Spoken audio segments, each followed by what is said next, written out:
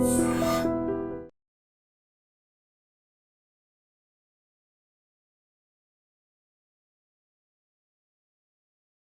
India shopping mall the wedding మంత్ర సరికొత్త wedding collection south India shopping mall.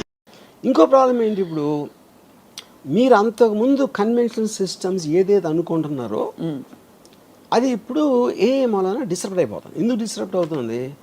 1929 1935 first world war second world war మధ్యలో జరిగిన చాలా Geneva convention ఇలాంటి దాంట్లో political assassinations ఉండకూడదు, that is against human civilise బిహేవియర్కి against అని తీర్మానించారు. అప్పుడు ఏంటి, ఆర్మీలు కొట్టుకోవాలి, కానీ అప్పుడు ఎవరినో పంపించి ఆయన వెనకాల నుంచి షూట్ చేసి ఆ లీడర్ని, అలాంటిది ఇట్ ఈస్ అగెయిన్స్ట్ ఇది.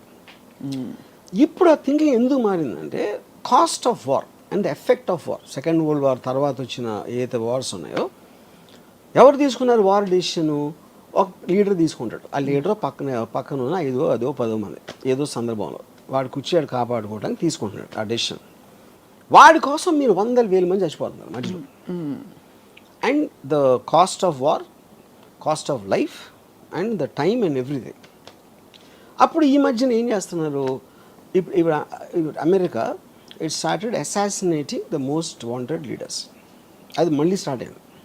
ఎందుకు చేస్తున్నారు ఇప్పుడు అది? Because of these reasons, right? And the AI technology is become so unbelievable. ఇప్పుడు ఐమన్ అల్ జవారి అని he is like a deputy commander of al Qaeda, Osama bin లాదెన్కి second. Is got a 25 million reward. 16 సంవత్సరాల నుంచి దాన్ని ఎదుగుతున్నారు అడు కోసం. ఏ అడిగితే చెప్తుందా కదా దొరుకుతాడని? ఏ కదా ఆ సిస్టమ్స్లో కూడా ఉంటుంది. వాళ్ళకి ఫైనల్గా వాళ్ళకి తెలిసింది ఏంటంటే కాబూల్లో ఒక 5 అంతస్తుల బిల్డింగ్లో 4వ అంతస్తు బాల్కనీలోకి రోజు పొద్దున్న 7 గంటలకు ఆ టైంలో వచ్చి అక్కడ కూర్చుని టీ ఏదో తయారు చేసుకొని తాగుతాడని ఒక ఇన్ఫర్మేషన్ వచ్చింది వాళ్ళకి. సో వాళ్ళు ఏం చేశారు, ఒక ప్రెడేటర్ డ్రోన్ అన్మాన్డ్ దాన్ని పంపించి కాబూల్కి ఒక 1 mile డిస్టెన్స్ నుంచి they deployed a missile called R9X. అదేం చేస్తుందంటే దగ్గరకు వచ్చి అది పేలదు, దాంట్లోంచి కత్తులు వస్తాయి బయటికి, అది సర్రని తిరిగి నరికేస్తాయి టార్గెట్ని. అది ఎందుకు కనిపెట్టారంటే కొలాటరల్ డ్యామేజ్, అంటే బాంబు పేలితే పక్కన వాళ్ళు కూడా పోతారు, వాళ్ళని చంపడానికి ఉద్దేశం కాదు. Targeting with precision about 1 person. ఇంకోటి బాంబు పేలితే బిల్డింగ్ పడిపోవచ్చు, ఇంకా ఎంతమంది పోతారో తెలియదు. అలాంటివి చాలా జరిగినాయి. దాన్ని తగ్గించడానికి ఇలాంటి టెక్నాలజీ కూడా వచ్చింది. ఇప్పుడు ఇది కంప్లీట్లీ డ్రివెన్ బై ఏ. ఎలా అది మీరు టార్గెట్ ఏం చేసిన తర్వాత, డిప్లాయ్ చేసిన తర్వాత అది హెడ్ విండ్ గాలి వస్తుందా, ఎదురుగాల, టెయిల్ విండా, ఏవి అన్నీ క్యాలిక్యులేట్ చేసి కంటిన్యూస్గా ప్రెసిషన్లో ఉంచుతుంది. 1 mile దూరంలో కనపడదు, ఎందుకంటే అది 4-5 feet ఉంటుంది. 1 mile అక్కడి నుంచి స్టార్ట్ అయ్యి ఈ దగ్గర రావడానికి 4 secondsలో వస్తుంది. Because travels at Mach 10 speed. మీకు సౌండ్ కూడా వినిపించదు. సో అక్కడ అప్పుడు ఏమవుతుంది, ఈడొక్కడ పోయాడు.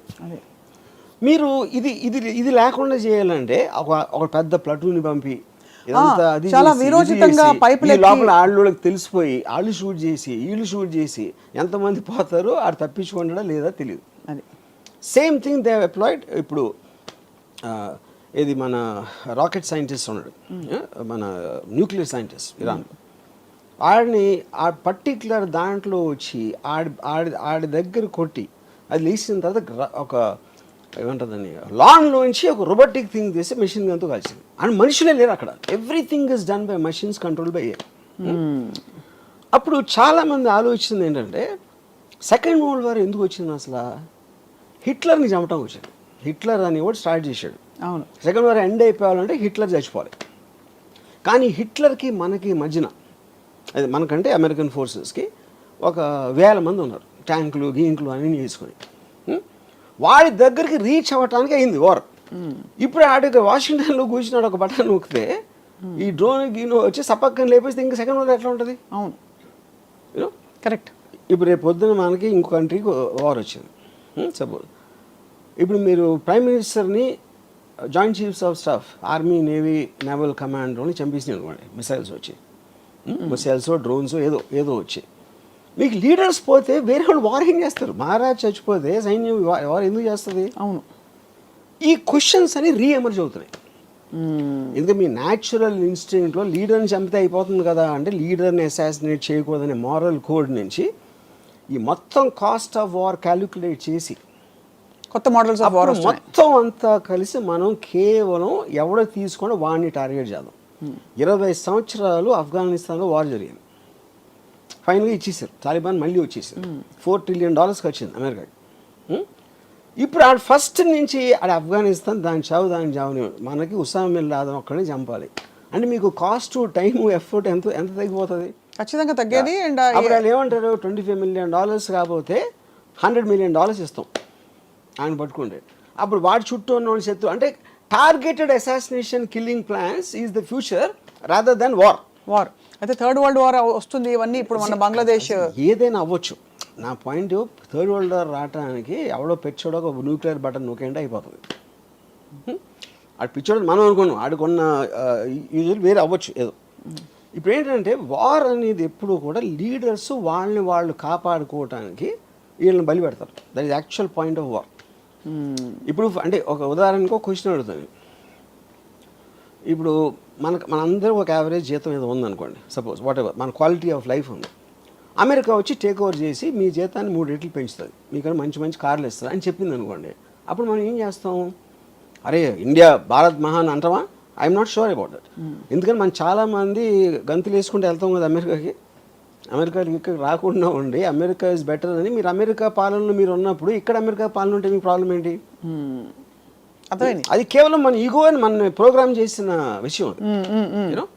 సో అప్పుడు దాన్ని బట్టి ఉన్న తీరులో నేను చెప్తున్నాను ఇప్పుడు. సో బేసిక్గా ఎవడైతే పైన ఉన్నాడో వాడిని కాపాడుకోవడానికి వార్ వస్తుంది. అది నా ఫండమెంటల్ థింగ్. ఏఐ వస్తే ఇప్పుడు పాకిస్తాన్ ఇండియాకి వస్తే సప్న రాము వాళ్ళు తీసుకోలేదు కదా డిసిషన్. అది మన పక్కింటి వాళ్ళు తీసుకో, ఎదురింటి వాళ్ళు తీసుకో, మనకి తెలుసు ఎవరు తీసుకున్నారు? ఢిల్లీలో ఉన్న 10 మంది తీసుకున్నారు. అవును, మన దేశాన్ని తీసుకెళ్ళిపోతున్నారని మనలో ఒక ఇది చేసి. కానీ ఆ దేశం బెటర్ అవుతే అప్పుడు ఎందుకు వార్ చేస్తారు మీరు? మీరు ఎవరితో ఫైట్ చేసినా మీ దగ్గర ఉన్నది ఏదో పోతుందేమో అనే భయంతో చేస్తారు. లేకపోతే అవతలని ఆక్రమించేసుకుని మనం దొబ్బేద్దాం అని దాంతో చూస్తారు. ఈ రెండే ఉంటాయి. కాన్ఫ్లిక్ట్ అనేది అక్కడే ఉండేది.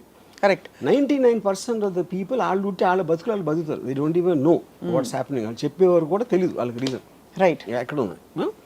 సో ఈ కాంటెక్స్ అన్నిటిలోని ఒకటి ఏఐకున్న ఇంటెలిజెన్స్, సో అది అందరికీ ఇస్తుంది. అది ప్రాబ్లం. ఒక్కడికే ఉంటే వేరు.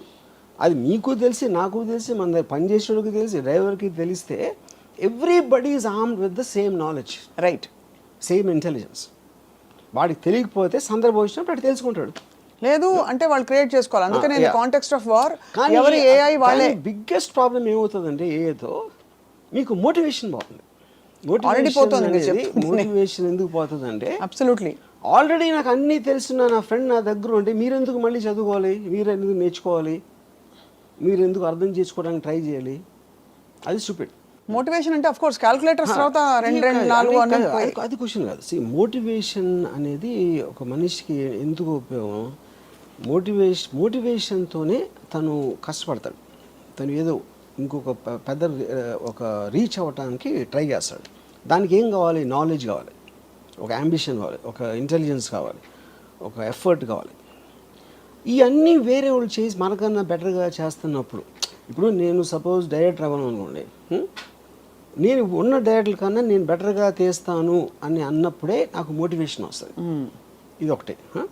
లేదా నేను రేస్ ఉన్నాను, రన్నింగ్ రేస్లో ఉన్నప్పుడు 10 మంది పరిగెడతామంటే నాకన్నా ఫాస్ట్గా పరిగెట్టేవాడు ఒక 10 అడుగులు నాకన్నా ముందు ఉన్నాడు. అవును, 10 అడుగులు దూరం ఉన్నప్పుడు ఎలాగైనా అందుకోవాలని ఇంకా నేను కష్టపడి ఇంకా పరిగెడతాను. అదే వాడు 1 మైల్ ముందుకు వెళ్ళిపోయాడు అనుకోండి, 1 మైల్ అందుకోవటం అనేది నాకు వల్ల కాదు అని నాకు తెలుసు. అప్పుడు అయిపోతాను. అప్పుడు ఆ కాంటెక్స్ట్ ఏమవుతుందంటే మోటివేషన్ లేనప్పుడు మీరు చదువుకోవటం, నాలెడ్జ్ సంపాదించడం, ఒక అంబిషన్ ఉండటం అనే వాటికి మీనింగ్ ఉండదు. అప్పుడు ఏంటి, స్లోగా మనం మళ్ళీ ఆది మానవులు అయిపోతాం. ఆది మానవుడి నుంచి మనం మోటివేషన్తో వచ్చాం ఇంతవరకు. అది రివర్స్ ప్రాసెస్లో అవుతుంది ఎప్పుడైతే మోటివేషన్ పోయిందో. ఎందుకు రివర్స్ ఎందుకోవాలి, అక్కడే ఉండొచ్చు కదా. ఎందుకు అది అంటే అక్కడే ఉంటాం అంటే అక్కడే ఉన్నప్పుడు ఆడ వెళ్ళిపోతే అదే కదా డిస్టెన్స్ అదే ఉంటుంది కదా. ఓ డిస్టెన్స్ వైజ్ అలా బట్టి సో ఓకే.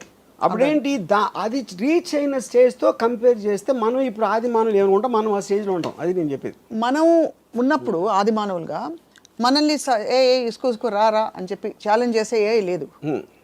ఇప్పుడు ఉంది కాబట్టి మనం గ్యాప్ పెరిగిపోతుంది. అప్పుడు ఏమీ లేదు కదా. అప్పుడు పాయింట్ ఆఫ్ రెఫరెన్స్ ఏఐకి మనం ఇర్రిలవెంట్. మనం ఉన్నా లేకపోయినా అది సెన్షెంట్ అయినప్పుడు we become irrelevant. Apes are irrelevant. Correct. But I'm saying for us to evolve from real ఆదిమానవ time. What was our motivation? గుర్రపు స్వారీలు చేసినప్పుడు గుర్రాలు ఇంపార్టెంట్. కార్లు వచ్చినప్పుడు గుర్రాలు ఎందుకు ఇంపార్టెంట్ అవుతాయి? కరెక్ట్. అది ఎగ్జాక్ట్లీ ద ప్రాసెస్. అసలు గుర్రాలని వాడచ్చు అనే అవసరం ఉంది కాబట్టి గుర్రాలని వాడడం మొదలుపెట్టి గుర్రపు స్వారీ అని ఒక తయారైంది. వెన్ వీఆర్ ఆదిమానవ్స్ we didn't have any point of reference. ఒక బ్లాంక్ క్యాన్వాస్ మీద మనం చేసుకుంటూ పోయి ఇంత డివాల్వ్ అయ్యాం. ఇప్పుడు ఏంటి, మనకు పాయింట్ ఆఫ్ రెఫరెన్స్ మనం తరుముతున్న ఒక కాలం ఉంది కాల్డ్ ఏఐ. సో దాని రెఫరెన్స్ తరమట్లా మన అసలు పట్టించుకోవట్లేదు. అదే దట్స్ ఎ డిఫరెన్స్ అంటున్నా.